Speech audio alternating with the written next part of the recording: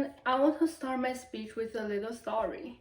So there's you, your grandparents, and your parents in your family. And you guys decide whether to drink black tea or green tea at night. Because you're still a child, so your parents don't want you to vote. And but it's but you like black tea, and you told them the benefit of the black tea. And but it seems like more people voted for green tea, and your suggestion did not make any effect. So do you think this is fair or not? Or do they even need your suggestion or not? This is actually just like the Electoral College in the United States.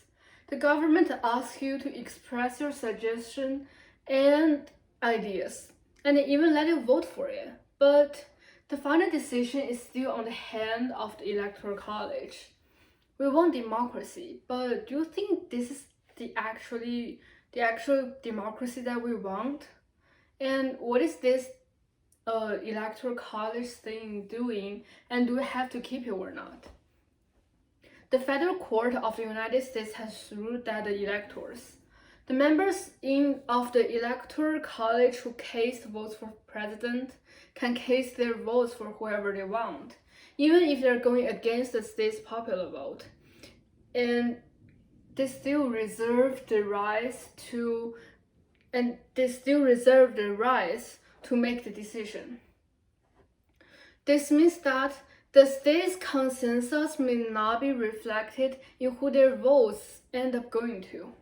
And in New York Times on August 23, 2019, it says many states have laws requiring electors to pledge that they will support the winner of the popular vote.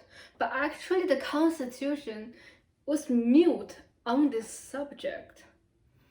And the Boston Mass on May 21, 2021 strongly point out that including how many important aspects of voting are defended not by laws but by norms of official behavior. This causes many Americans lost their faith on our country's election process. They have fears about the security and also the accuracy of votes, and whether or not the result of a reflection accurately reflects the citizens' collective decision. What caused the people distrust of this electoral college? In the New York Times on November 5th, 2020, Lee mentioned that the Electoral College is a bizarre and outdated system that effectively disenfranchises many Americans while making only a fraction of U.S. states relevant in president selections. For example, it allows electors to cast their votes for whoever they want, and it also takes very long to count and total up the votes, which makes the citizens really confused. Additionally, there are times when a candidate elected president is not the one won the popular vote by design. The Electoral College is confusing and also unfair. On November 6, 2020, Marine Star also pointed out the word of Ohio State University political science professor named Paul Beck.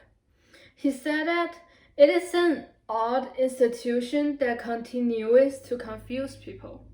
Changing it or even eliminating it has been debated on the first time they found it. And it was long ago, but I didn't see any changes, and it is what it is. That's what he said.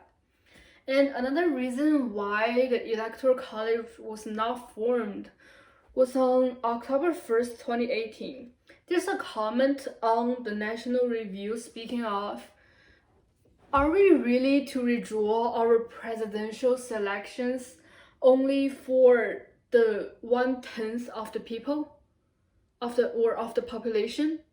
In other words, these people think that the minority should obey the ideas of the majority. Well, that's true, but in fact, the final decision is on the hand of the Electoral College and it's not on the majority. That's the problem. And to solve this problem of the Electoral College, the best way is to carry out the reforms. Since the Electoral College is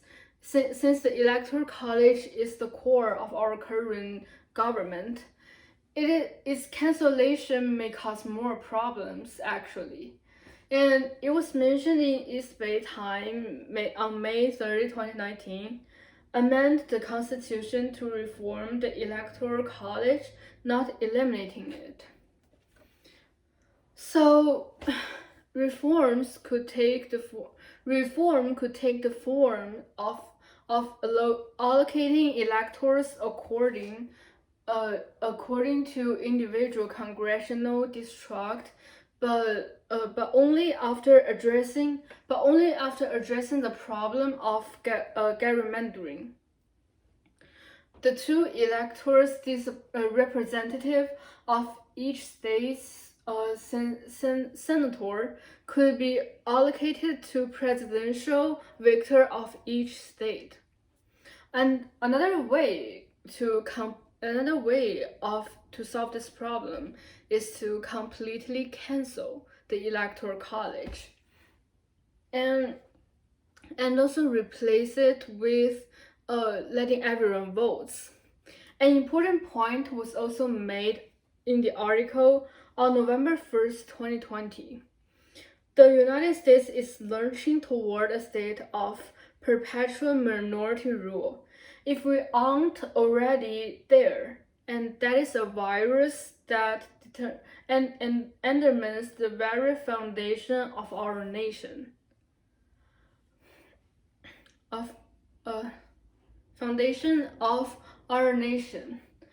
And for the sake of the democracy, it is time to abolishing the Electoral College.